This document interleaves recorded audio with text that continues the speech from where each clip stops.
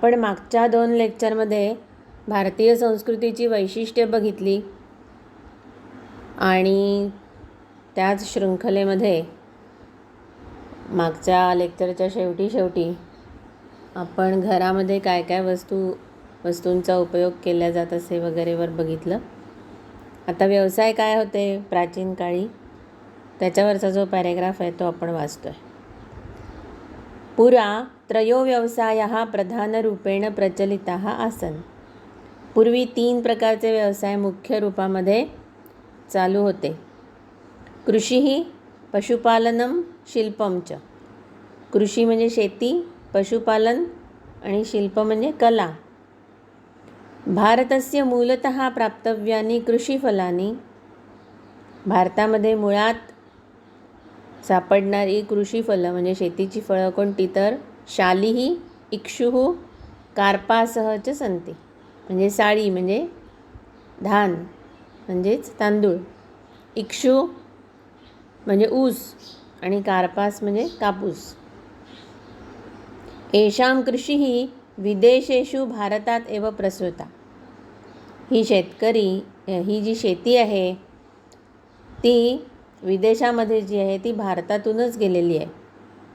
वृक्षारोपणस्य बहुविधानि प्रयोजनानि. वृक्षारोपणाची पुष्कळ प्रयोजन आहेत.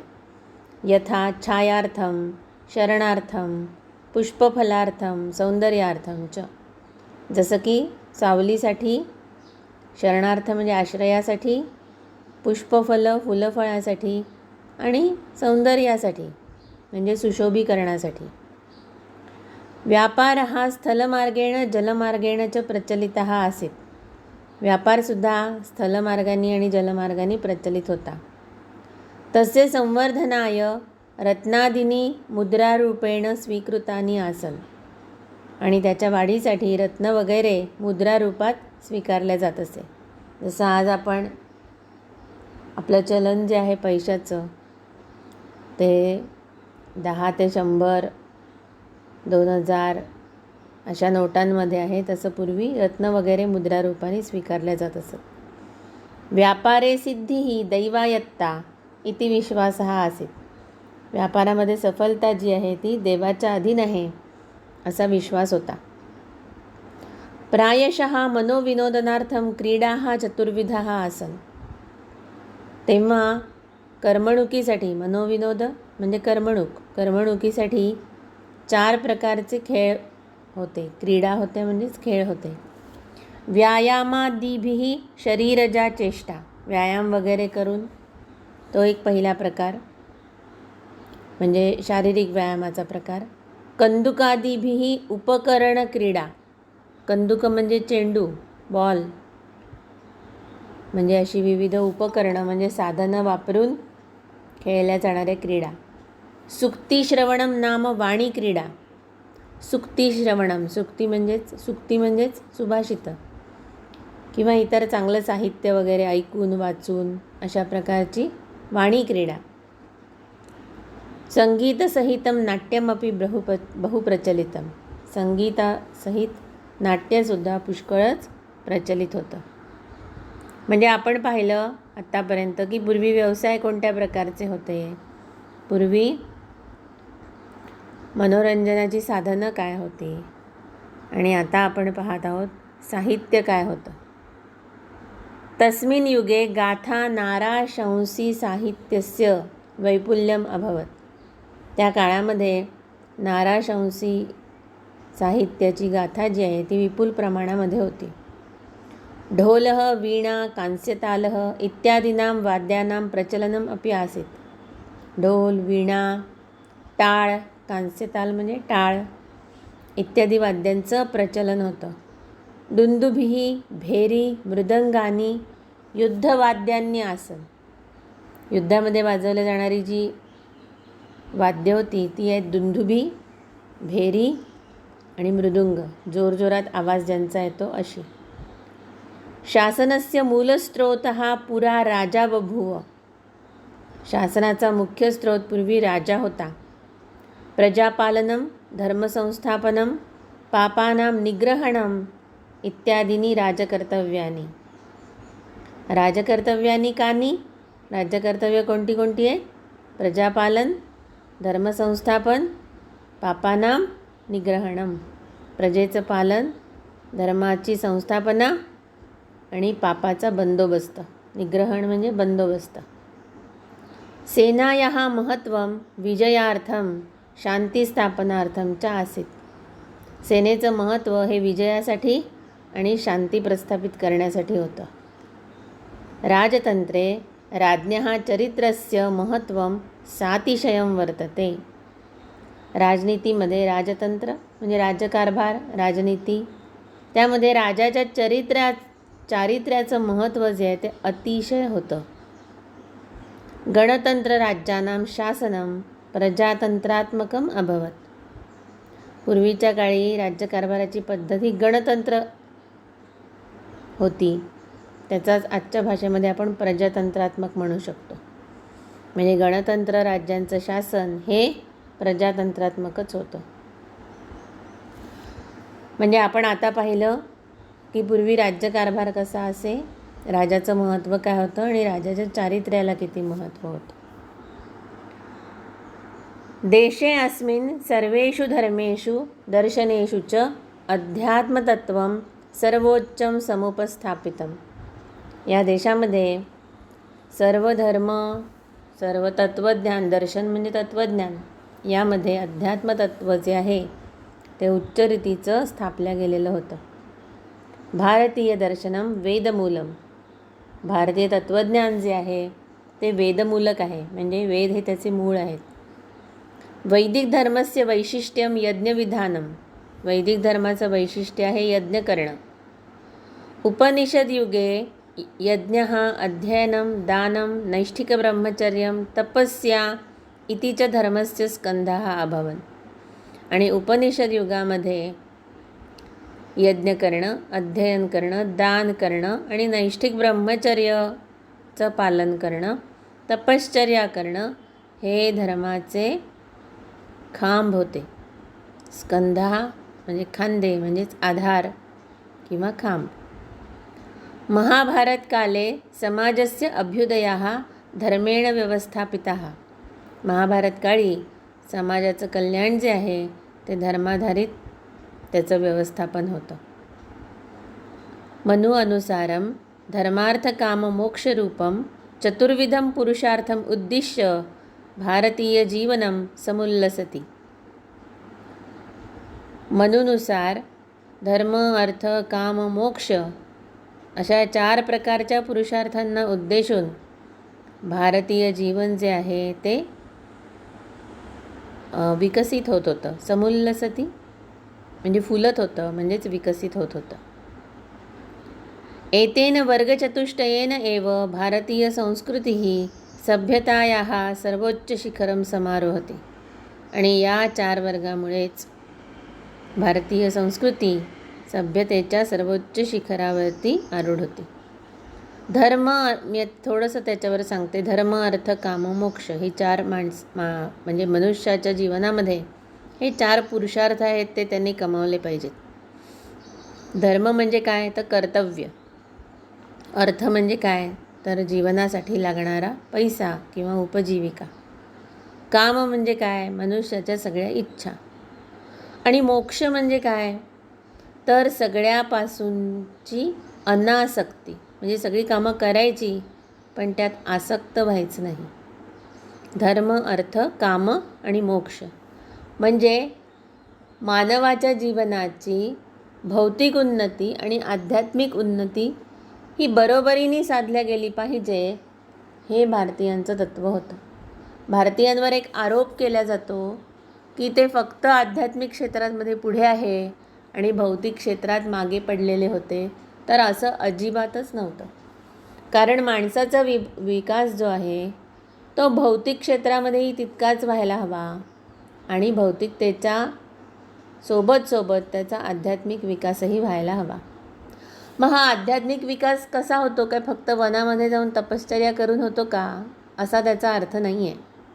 सर्वसामान्यांच्या जीवनातलाही आध्यात्मिक विकास कसा आहे तर आपण जर बघितलं की हे धर्म अर्थ काम मोक्ष ही जी चतुसूत्री आपल्याला दिलेली आहे त्याचा क्रम जर आपण बघितला तर धर्म आणि मोक्ष हे कॉर्नरला आहेत, शेवटी आहेत, या टोकाला आणि त्या टोकाला. आणि मध्ये काय आहे तर अर्थ आणि काम. अर्थ आणि काम हे आपल्या भौतिक उन्नतीचे पुरुषार्थ आहेत की पैसा कमवायला पाहिजे, आपल्या सगळ्या इच्छापूर्तींच्यासाठी पैशांचं महत्त्व आहे, उपजीविकेचं महत्त्व आहे, त्यामुळे ते करायलाच हवं, इच्छापूर्ती करायला हवी. पण हे सगळं करताना कुठल्या चौकटीमध्ये असायला पाहिजे आपण, तर कर्तव्याच्या आणि अनासक्तीच्या चौकटीमध्ये राहून करायला पाहिजे. जर माणूस आपल्या इच्छा पूर्ण करण्यासाठी कुठलाही मार्ग वापरेल तर तो समाज सुदृढ राहणार नाही. चोऱ्या माऱ्या वाढतील, सगळ्या गोष्टी बलात्काराने होतील. असं होऊ नये, सगळ्यांनाच चांगल्या रीतीने जीवन जगायला मिळावं यासाठी जी काही आपली कर्तव्य आहेत आपापल्या वयामध्ये तेही 4 भाग आपण बघितले. ब्रह्मचर्याश्रम, गृहस्थाश्रम, वानप्रस्थाश्रम आणि संन्यासाश्रम ही आखणी जी आहे त्या आश्रमामधली आपली कर्तव्य पूर्ण करणं हे ते उद्दिष्ट आहे. आणि हे करण्यासाठी आपल्याला धर्म म्हणजे कर्तव्याची जाणीव असायला पाहिजे. आणि सगळी कामं करताना त्यात आसक्त जर झालो तर मोह, माया, ईर्ष्या, मद, मत्सर हे सगळे जे अवगुण आहेत त्यांची वाढ होईल. ती न करण्यासाठी प्रत्येक गोष्ट करताना त्याच्यातली आसक्ती बाजूला ठेवून फक्त आपण कर्तव्यपरायण राहायला पाहिजे. ही जी शिकवण आहे हे दुसरं तिसरं काही नाही आहे. तर भौतिकतेसोबत आपला आध्यात्मिक उन्नतीचा हा मार्ग आहे.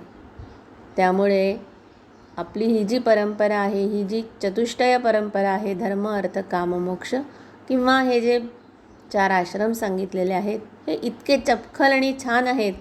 म्हणायला 2 वाक्यामध्ये आपल्याला हे भारतीय संस्कृतीचं सार सांगितलं गेलेलं आहे, पण ते समजायला माणसाला अख्खा जन्म जातो. आणि म्हणून या गोष्टी लहानपणापासूनच आपल्या मनावरती आपण ठासून घेतल्या पाहिजेत. आपल्या मोठ्यांकडून आपल्याला ही शिकवण वेळोवेळी मिळत असते, ती आपण समजून घ्यायला पाहिजे. पुढे जाऊया आपण. पुरा वस्तूनां भोज्यत्वम अभोज्यत्वम वा ज्ञातुम प्रथमम आयुर्वेद विज्ञानस्य प्रारंभः अभवत. पूर्वी कोणत्या वस्तू खायच्या कोणत्या वस्तू खायच्या नाही हे जाणण्यासाठी पहिल्यांदा आयुर्वेद विज्ञानाचा आरंभ झाला. उपयोगी वस्तूनां वैपुल्यं विधातुं कृषिविज्ञानं विकसितम्. उपयोगी वस्तूंचं विपुलता जाणून घेण्यासाठी कृषी विज्ञान म्हणजे शेतीचा विकास झाला. आयुर्वेदस्य कृषिविज्ञानस्य च सम्यक् प्रगतये वनस्पतिशास्त्रं भौतिकविज्ञानं रसायनशास्त्रं गणितविज्ञानं च विकसितम्. आयुर्वेदाच्या आणि शेतीच्या सम्यक प्रगतीसाठी वनस्पतिशास्त्र, भौतिक विज्ञान, रसायनशास्त्र, गणित विज्ञान याचा विकास झाला. दिन मास ऋतू नक्षत्रादीनां प्रवृत्तिं ज्ञातुं ज्योतिष्य अध्ययनं प्रवृत्तम. दिवस, मास, ऋतू, नक्षत्र इत्यादी सगळ्यांच्या वृत्ती जाणून घेण्यासाठी ज्योतिषाचं अध्ययन सुरू झालं. आज आपण ज्योतिषशास्त्र जे या वाक्यामध्ये जे अपेक्षित आहे त्याला आपण आधुनिक याच्यामध्ये एरोनॉटिक्स म्हणू शकतो, अवकाशशास्त्र म्हणू शकतो. धातुविज्ञानस्य चरम उत्कर्षः दिल्लीनगरस्थितस्य गुप्तयुगस्य लोहस्तंभे दृश्यते. धातुविज्ञानाचा अगदी चरम उत्कर्ष आपल्याला दिल्ली नगरामध्ये उभारलेला, गुप्तयुगामध्ये उभारलेला जो लोहस्तंभ आहे त्याच्यातून दिसून येतो. हा जो लोहस्तंभ आहे दिल्ली नगरामधला त्याला आता 2000 वर्षाहून जास्त वर्ष झालेली आहेत आणि अजूनही तो गंजलेला नाही. आपल्याकडे असलेलं लोखंड आपल्या देखत काही महिन्यामध्ये गंजतं, त्याच्यावर गंज चढतो, आपल्याला ते साफ करावं लागतं. आपला लोखंडाचा तवा आपण रोज घासून स्वच्छ करतो किंवा घरातल्या इतर लोखंडाच्या वस्तू ज्या असतील त्याही आपण त्याच्यावरचा गंज काढून टाकत असतो. पण हा मात्र गुप्तयुगात उभारलेला लोहस्तंभ जो आहे तो अजून गंजलेला नाही. म्हणजे धातू विज्ञानामध्ये तेव्हाच आपल्याकडे किती मोठी प्रगती होती हे आपल्या लक्षात येईल. यंत्रप्रयोगाणाम उल्लेखा अपि साहित्ये यत्र तत्र दृश्यन्ते. यंत्रप्रयोगांचा उल्लेखसुद्धा साहित्यामध्ये आपल्याला जिथे तिथे दिसून येतो. म्हणजे या पॅरेग्राफमध्ये आपल्याला आपली भौतिक प्रगती कशी भारतीयांची झालेली होती आणि आपण सर्वोच्च शिखरावर विविध विज्ञानांच्या बाबतीमध्ये सर्वोच्च शिखरावर होतो त्याचा आपल्याला ओळख करून दिल्या गेलेली आहे. आता भारताच्या साहित्याविषयीची ओळख या पुढच्या परिच्छेदामध्ये आपल्याला करून देत आहेत. भारतस्य साहित्यनिधी अतिसमृद्ध वर्तते. भारताचा साहित्याचा साठाही अतिशय समृद्ध आहे. किती समृद्ध आहे ते आपण बघतो. अजूनही आपण जो काही आपल्या संस्कृतमधल्या ग्रंथ आहेत त्याच्या आधारावरच पुढची सगळी साहित्य निर्मिती आपल्याला झालेली दिसून येते. सगळ्या गोष्टी ज्या आहेत आज आपण वाचतो किंवा आजचे लेखक लिहितात ते ऑलरेडी कितीतरी हजारो वर्षांपूर्वी तेव्हाच्या लेखकांनी अगदी परिणत अवस्थेमध्ये उत्कर्षाच्या अवस्थेमध्ये लिहून ठेवलेला आहे. वेदाः ब्राह्मणग्रंथाः आरण्यकः उपनिषदः च वैदिकसाहित्ये समाविष्टः. त्यामध्ये वैदिक साहित्यामध्ये समाविष्ट काय आहे? वेद, ब्राह्मणग्रंथ, आरण्यक, उपनिषद. श्रौतगृह्यसूत्रग्रंथः, स्मृतिग्रंथः, रामायणं, महाभारतं, पुराणग्रंथः, अष्टाध्यायी, महाभाष्यप्रभृतयः व्याकरणग्रंथः. एतैः ग्रंथैः ख्रिस्तपूर्वयुगस्य संस्कृतीधारा परिचीयते. ही जी सगळी लिस्ट दिली आहे ती आपल्याला इसवी सन पूर्वयुगामधली आपली संस्कृती कशी होती त्याचा परिचय करून देतात. कोणते ग्रंथ आहेत ते? श्रौत्र आणि गृह्यसूत्र. म्हणजेच यज्ञकर्म करताना कशी करावी किंवा आपली घरातली कामं करताना कशी करावी. स्मृतिग्रंथ याचा अर्थ आजच्या भाषेमध्ये संविधान. जसं भारताचं संविधान आहे डॉक्टर बाबासाहेब आंबेडकरांच्या अध्यक्षतेखाली नेमलेल्या समितीने जे तयार केलेलं संविधान आहे तसं पूर्वीच्या काळी आपलं संविधान असायलाच पाहिजे. कारण एखादा समाज व्यवस्थित एकसूत्ररूपीप्रमाणे चालवायचा असेल, एकरूपतेने चालवायचा असेल तर त्याला त्याचे नेम नियम कायदे असायलाच हवेत. ते जे नेम नियम आणि कायदे ज्याच्यामध्ये लिहिलेले आहेत त्याला म्हणतात स्मृतिग्रंथ. रामायण, महाभारत, विविध पुराण ग्रंथ, अष्टाध्यायी आणि महाभाष्यासारखे व्याकरण ग्रंथ ज्याच्यामध्ये व्याकरण लिहून ठेवलेलं आहे तसा तो पाणिनीचा अष्टाध्यायी नावाचा ग्रंथ आहे. आणि त्याच्यावरती जे भाष्य लिहिले ते महाभाष्य पतंजली मुनींनी लिहिलेलं आहे. तर असे हे जे सगळे पूर्वीचे जे ग्रंथ आहेत त्याच्यातून आपल्याला इसवी सन पूर्व युगाच्या संस्कृतीचा परिचय होतो. ख्रिस्तोत्तर युगे काव्यग्रंथानां प्राचुर्यं दृश्यते. आणि इसवी सन जेव्हा सुरू झालं त्याच्यानंतर काव्यग्रंथांची प्रचुरता म्हणजे मुबलकता आपल्याला दिसून येते. तत्र महाकाव्य, रूपक, गद्यकाव्यादीनां निचयः वर्तते. निचय म्हणजे साठा. यामध्ये आपल्याला महाकाव्यांचा, रूपक काव्यांचा, गद्यकाव्यांचा भरपूर साठा आढळतो. अश्वघोष, कालिदास, भारवी, भवभूती, माघ, दंडी, बाणभट्ट प्रभृतयः असंख्याः ते महाकवयः येषां कृतयः अद्यापि लभ्यन्ते. आता ह्या साहित्य लिहिणाऱ्यांच्यामधले जे महत्त्वाचे कवी आहेत त्यांची यादी आपल्याला इथे दिसते. अश्वघोष, कालिदास, भारवी, भवभूती, माघ, दंडी, बाणभट्ट वगैरे असंख्य महाकव्यांच्या कृती आपल्याला सापडतात. तुम्ही आता पुढच्या सेमिस्टरला गेले म्हणजे सेकंड इयरमध्ये गेले की तुम्हाला सगळ्या महाकाव्यांचा परिचय करून देणारी एक प्रश्नावली अभ्यासाला असणार आहे. अर्थातच त्यामध्ये अपेक्षा ही आहे की हे जे कवी आहेत त्या कवींची माहिती तुम्हाला व्हावी आणि त्या कवींच्या काय कलाकृती आहेत त्या आपल्याला समजाव्या. भारतीय साहित्यम जगती प्राचीनतमम अस्ति निस्संदिग्धम एव. भारतीय साहित्य हे जगामधलं अतिशय प्राचीन असं साहित्य, यात काही वादच नाही. हे साहित्याविषयी झालं. आता भारतीय कला काय आहेत ते बघूया. भारतीयकलानां प्रसारः विदेशेषु सविशेषं बभूव. भारतीय कलांचा प्रसार विदेशामधनं विशेषतः झाला आहे. मूर्तिकला, चित्रकला, भित्तिचित्राणि च तत्र प्रतिनिधीभूतानि. मूर्तिकला, चित्रकला आणि भित्तिचित्रांचा त्यामध्ये अंतर्भाव आहे. चीन प्रदेशे भारतीयशैलीम् अनुसृत्य कारिताः गुहाः बुद्धस्य विशालमूर्तयः चित्राणि च विराजन्ते. चीनमध्ये भारतीय शैलीला अनुसरून कोरल्या गेलेल्या गुहांमध्ये बुद्धाच्या विशाल मूर्ती आणि चित्र जी आहेत ती विराजमान आहेत. प्राचीन युगस्य जपानदेशस्य चित्राणि भारतीय कलारूपाणि वर्तन्ते. प्राचीन युगामध्ये जपानमधली जी सुद्धा चित्रं आहेत ती भारतीय कलेला अनुसरून आहेत. एवं भारतस्य इयं प्राचीनसंस्कृती ही भारतीय निसर्गानुकूला अस्ति. अशी ही भारताची प्राचीन संस्कृती जी आहे ती भारताच्या निसर्गाला अनुकूल आहे.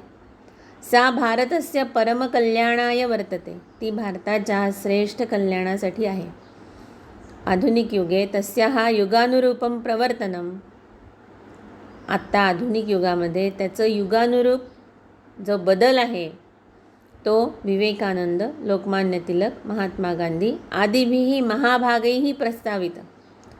ते युगानुरूप जे प्रवर्तन आहे ते विवेकानंदांनी, लोकमान्य टिळक, महात्मा गांधी इत्यादी महान आपण जे तत्त्ववेत्ते वाचतो ऐकतो महान नेते त्यांनी आपल्यासमोर ठेवलेलं आहे. इदानीं भारतस्य सांस्कृतिकनिर्माणे तेषाम् एव आदर्शः ग्राह्यः. आणि म्हणून आता भारताच्या सांस्कृतिक निर्मितीसाठी या लोकांचा आदर्श आपण समोर ठेवला पाहिजे. भारतीय संस्कृती ही रिजिड नाही आहे, ती परिवर्तनशील आहे, ती कालानुरूप बदलणारी आहे.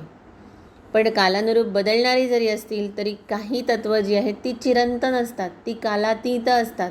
कोणत्याही काळात ती लागू होतात, कोणत्याही स्थानात ती लागू होतात.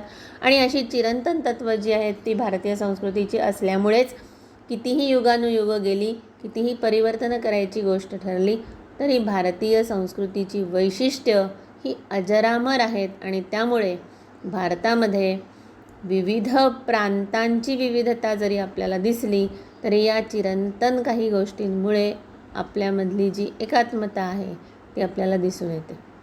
मला असं वाटतं भारतीयानाम एकात्मता हा धडा कदाचित तुम्हाला नव्हता, मे बी तो पुढच्या सेमिस्टरला वगैरे असेल, तेव्हा पुन्हा तुम्हाला या गोष्टीचं प्रत्यंतर येईल. आपला भारतीय संस्कृती हा जो धडा आहे तो इथे